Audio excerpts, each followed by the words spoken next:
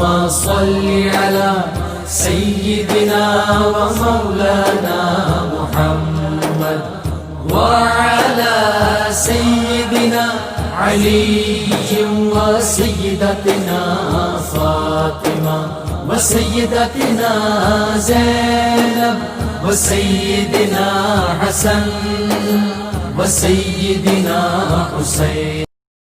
اعوذ باللہ من الشیطان الرجیم. بسم اللہ الرحمن الرحیم. الحمد للہ رب العالمین والصلاة والسلام علی اشرف الانبیاء والمرسلین واہل بیتہ الطیبین الطاہرین المعصومین. اما بعد. سورہ مبارکہ بنی اسرائیل آیت نمبر 101 سے آیت نمبر 111، 101 سے 111، جس پر یہ سورہ مکمل بھی ہو رہا ہے. پروردگار عالم ارشاد فرماتا ہے وَلَقَدْ آتَيْنَا مُوسَىٰ 9 آیات بینات، یقیناً ہم نے موسیٰ علیہ السلام کو 9 آیتیں جو بہت روشن تھیں، واضح تھیں، عطا کی تھیں. 9 آیتیں یعنی 9 معجزات. اب ظاہر ہے کہ معجزات تو جناب موسیٰ علیہ السلام کے قرآن مجید میں بھی 9 سے زیادہ آئے ہیں، مگر بظاہر ان 9 معجزات سے وہ معجزات مراد ہیں کہ جو خاص بنی اسرائیل سے بھی تعلق نہیں رکھتے، بلکہ فرعون اور فرعونیوں کے لیے بھی کنونسنگ ہونے چاہیے تھے، مگر انہوں نے ان کا انکار کر دیا. تو یہاں پر ہم دیکھتے ہیں کہ پروردگار عالم نے گویا اسی ریفرنس سے بات کی ہے. اب یہ 9 معجزات کون سے ہیں؟ تو اس میں سورہ اعراف ہماری بہت رہنمائی کرتا ہے.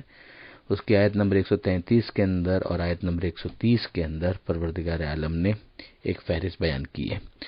2 معجزات جو جناب موسیٰ علیہ السلام کے عصا اور ید بیضا، یعنی عصا کے ذریعے سے اس کو اژدہے میں تبدیل ہو جانا یا مختلف موقعوں پر اس سے جو کام لیا گیا، یہ تو حضرت موسیٰ علیہ السلام کا بہت نمایاں معجزہ تھا. ہاتھ گریبان میں ڈالا اور باہر نکالا تو وہ چمکدار ہو گیا. یہ 2 معجزات تھے. ان کے علاوہ سورہ اعراف کی آیت نمبر 133 میں پروردگار عالم نے جس فہرست کو ہمارے سامنے بیان کیا ہے اس کے اندر اور بھی چیزیں شامل ہیں. ان میں ایک ہے طوفان، دوسرا ہے جوؤں کا عذاب، تیسرا ہے خود ٹڈیوں کا عذاب جس سے ان کی فصلوں کو بڑا نقصان پہنچا، پھر اس کے بعد مینڈکوں کے ذریعے سے ان کو مغلوب کرنا، پھر اس کے بعد خون ہی خون ہر طرف نظر آنا، یہاں تک کہ دریائے نیل بھی گویا خون ہو جائے. یہ 5 فہرستیں، 5 چیزیں ہمارے سامنے ایک فہرست کی صورت میں سورہ اعراف کی آیت نمبر 133 میں بیان ہوئی. عصا اور ید بیضا کو آپ ملا لیجئے تو 2 اور ہو گئی، یہ 7 ہو گئی. پھر اس کے بعد سورہ اعراف کی آیت نمبر 130 میں 2 اور چیزیں بیان ہوئی ہیں، خشکسالی اور پھلوں کی کمی. یہ کل ملا کے 9 ایسے معجزات یقیناً بن جاتے ہیں کہ جن کا سامنا فرعون اور فرعونیوں کو بھی کرنا پڑا تھا اور جس کے سامنے وہ مغلوب ہوتے جاتے تھے، مگر پھر بہرحال وہ لوگ انکار کر دیتے تھے.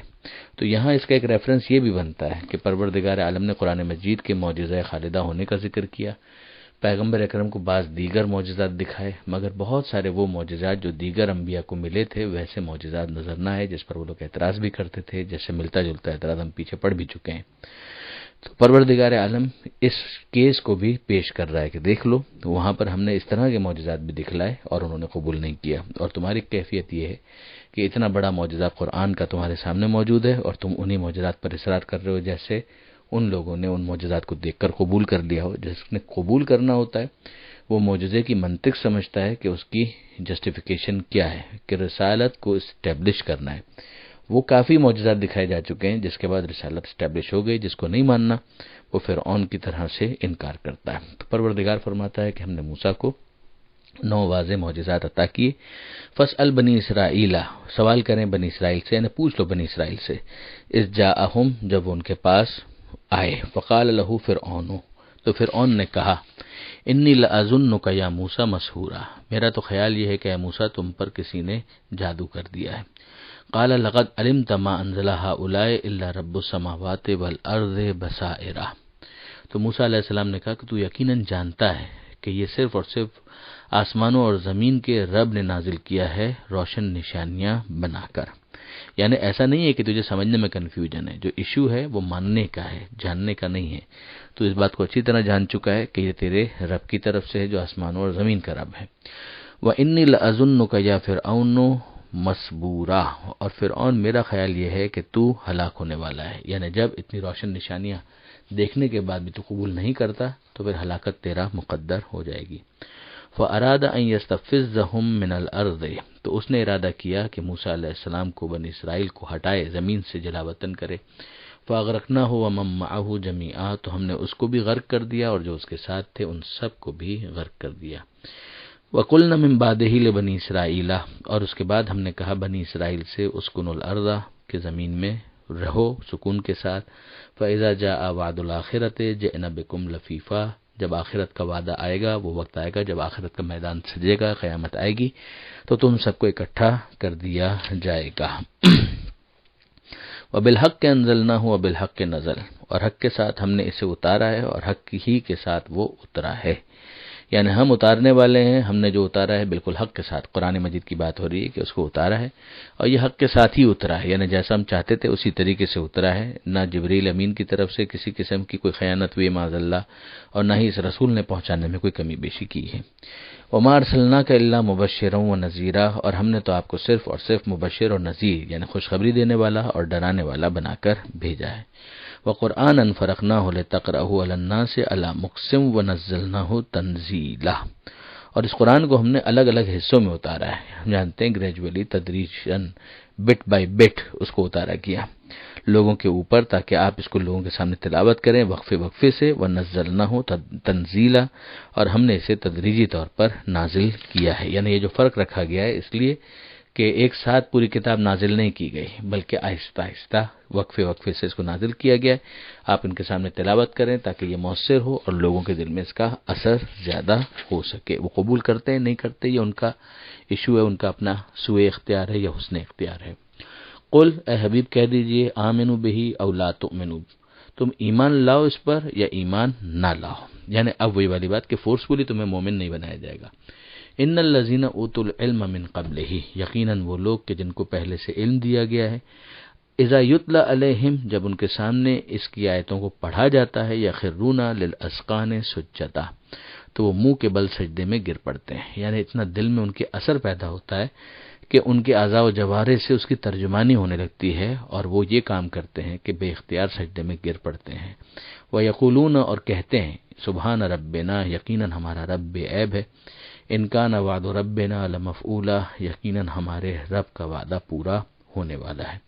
وَيَخِرُّونَ لِلْأَذْقَانِ يَبْكُونَ وَيَزِيدُهُمْ خُشُوعًا، اور وہ گر پڑتے ہیں منہ کے بل گریا کرتے ہوئے، روتے ہوئے، آنکھوں میں ان کے آنسو ہوتے ہیں اور ان کے دل میں جو تاثر ہے، جو خوف خدا کا احساس ہے، اس میں اور زیادہ اضافہ ہو جاتا ہے۔ یہ ظاہر ہے وہ اہل کتاب جو بالآخر اسلام قبول کر چکے اور کرتے رہیں گے، جب وہ اپنی کتابوں کو دیکھتے ہیں اور پھر اس میں نشانیوں کو اس رسول کے اوپر پورا تطبیق شدہ دیکھتے ہیں تو پھر ان کے دل ان کی طرف مائل ہوتے ہیں، آیتوں کو سنتے ہیں، اور ان کی یہی کیفیت ہوتی ہے جو ان آیتوں کے اندر بیان کی گئی ہے۔ قل ادعوا اللہ اب ادعوا الرحمن، اے حبیب کہہ دیجئے کہ تم اللہ کہہ کے پکارو یا رحمان کہہ کر پکارو، وہ ذات تو ایک ہی ہے نا، اللہ کہیں، رحمان کہیں، رحیم کہیں، قدیر کہیں، علیم کہیں، متکلم کہیں، جو بھی کہیں، ذات تو وہ ایک ہی ہے، یہ تو اس کے مختلف صفاتی نام ہیں۔ چونکہ عرب مشرکین خاص طور پر لفظ رحمان سے وحشت کرتے تھے، اور جب ان سے کہا جاتا تھا وَإِذَا قِيلَ لَهُمُ اسْجُدُوا لِلرَّحْمَنِ قَالُوا مَا الرَّحْمَنُ، کہ جب ان سے کہا جاتا ہے کہ رحمان کو سجدہ کرو تو وہ کہتے ہیں رحمان کون ہے؟ تو یہاں پروردگار عالم نے اسی بات کو سمجھایا کہ حبیب ان کو کہہ دیجئے تم اللہ کہہ کر پکارو یا رحمان کہہ کر پکارو، اَيًّمَا تَدْعُوا فَلَهُ الْأَسْمَاءُ الْحُسْنَى، جس طرح سے بھی تم پکارو سب اچھے نام اسی کے لیے، یعنی سب کمال اور صفات ایسی کہ جو اس کے شائن شان ہے وہ اس کے لیے ہیں۔ وَلَا تَجْهَرْ بِصَلَاتِكَ وَلَا تُخَافِتْ بِهَا وَابْتَغِ بَيْنَ ذَلِكَ سَبِيلًا، اور نہ اپنی نماز زور زور سے پڑھو اور نہ ہی آہستہ آہستہ چپکے چپکے پڑھو، وَابْتَغِ بَيْنَ ذَلِكَ سَبِيلًا، اور جو درمیان کا راستہ ہے وہ اختیار کرو۔ اس سے کیا مراد ہے؟ ایک تو یہی ہے کہ نماز کوئی سی بھی ہو، اس کا جو بھی طریقہ ہو، مگر پڑھتے وقت آواز کو چیخ چیخ کے پڑھنے کی بھی ضرورت نہیں ہے اور بالکل دل ہی دل میں پڑھنے کی بھی ضرورت نہیں، بہرحال زبان سے اس کی ادائیگی ہو۔ اور پھر دوسرا پہلو وہ ہے کہ جس کی بنیاد پر نمازوں کی تقسیم ہوتی ہے، جہری اور اخفاتی۔ جہری کا مطلب یہ ہوتا ہے کہ ظہر اور عصر کے علاوہ جو نمازیں ہیں یعنی فجر، مغرب اور عشاء، ان کو کہا گیا جہری، اور ظہر اور عصر کو کہا گیا اخفاتی۔ تو اس کے اندر جو ظہر اور عصر کی نمازیں ہیں، ان میں پہلی 2 رکعت میں حمد اور دوسرا سورہ جو پڑھا جاتا ہے ظہر عصر کی نماز میں، وہ آہستہ آواز میں پڑھا جاتا ہے۔ لیکن آہستہ آواز کا مطلب کیا ہے کہ سرگوشی والا ایک انداز ہو، دل ہی دل میں پڑھنا اس میں بھی کافی نہیں ہوگا۔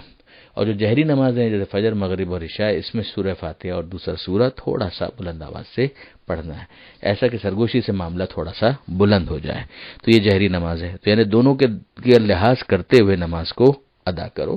جو نماز جہری وہ جہری انداز سے پڑھی جائے، جو اخفاتی ہے وہ اخفاتی انداز سے پڑھی جائے۔ جہر میں بھی چلانا نہیں ہے اور اخفات کے اندر بھی بہرحال دل ہی دل کے اندر پڑھنا کافی نہیں ہوگا۔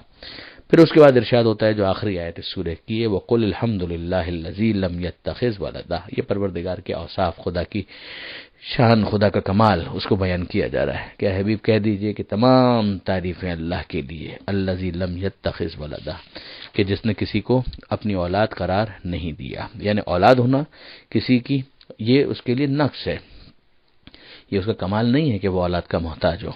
اولاد ہونا نقص ہے، پروردگار صاحب کمال ہے، پروردگار کو نہ کبھی موت آنی ہے، نہ پروردگار عالم کو کبھی ختم ہونا ہے کہ اس کو اولاد کی ضرورت پڑے، نہ اس کے اوپر کوئی بڑھاپا آنا ہے۔